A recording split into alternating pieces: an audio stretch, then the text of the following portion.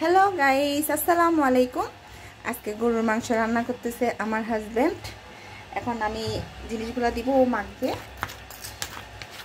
এখানে আমি ফার্স্টে এই যে বাদাম বাটা দিছে, তারপরে আদা রসুন পেস্টটা ঢেলে দিলাম। আদা রসুন পেঁয়াজ সব একসাথে আমি ব্লেন্ড করে দিছি তাকে। তারপর এখানে ও মাখতেছে, এই যে লবণ,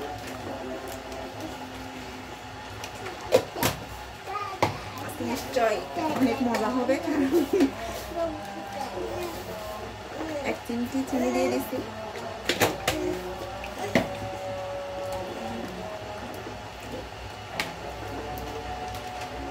বলো না হচ্ছে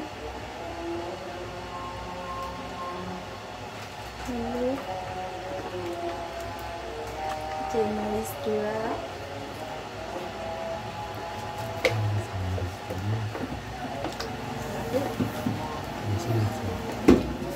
তারপরে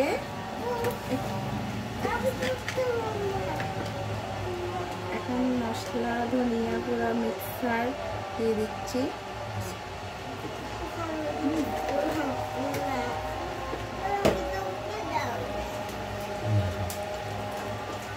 তারপরে মাখতেছে, তারপরে এই যে সয়াবিন তেল হাতে নাও, এই যে সয়াবিন তেল। আমি নাকি তেল কিপটামি করি, তেল কম দিই নাকি, এখন সেজন্য তেল বেশি করে বাড়াইয়া দিয়ে দিচ্ছি। তারপর একটু সরিষার তেল,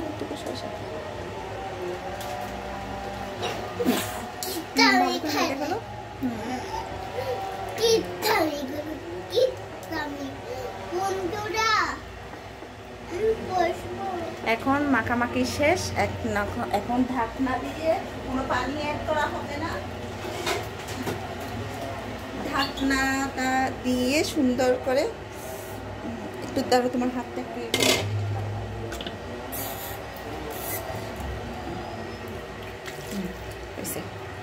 দিয়ে এখন ঢাকনাটা একটু হাতে, হ্যাঁ সেই ঢাকনাটা দিয়ে দিচ্ছে।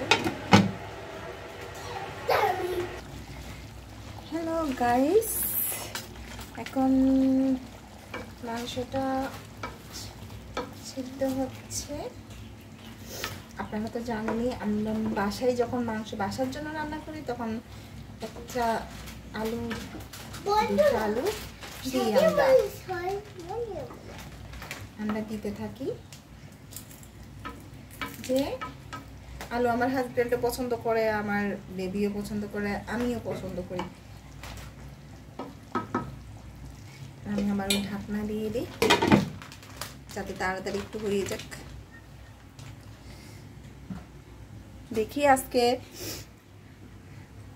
ওর দিয়ে, হাজবেন্ডের দিয়ে ও মেখে জুকে সবগুলা দিছে, আমি পরিমাণটা ঠিক করে দিছি, দেখি কেমন হয়।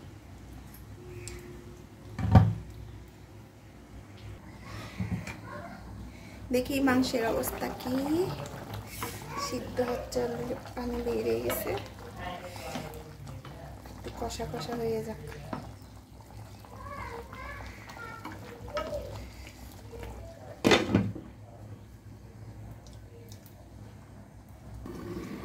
হ্যালো গাইস, সো আমি আমার রান্না করতে গিয়ে তেজপাতা, দালচিনি, এলাচ দিতে ভুলে গেছে, কারণ আমি এগুলো দিয়ে দিলাম।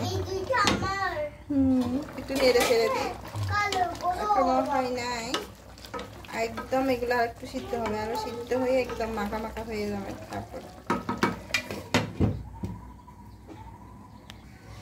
দেখি আমার মাংসের কি অবস্থা।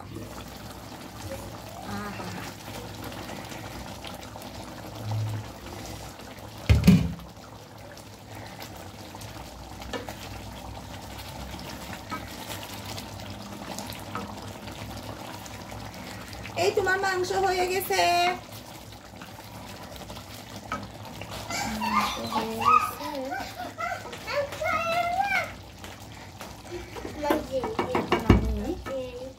পরিবেশন করে দেখা। দেখেন, হ্যালো গাইস, এই যে আমার হাজবেন্ডের গরুর মাংস রান্না করছে। গরুর মাংসটা সবসময় বরাবরই ওর পছন্দের একটা ফেভারিট জিনিস।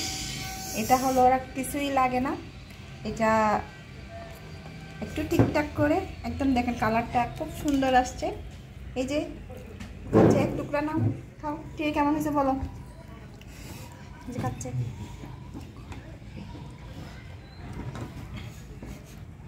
মুখে দাও না, মুখে দাও না, দিয়ে বলো না, জিজ্ঞেস।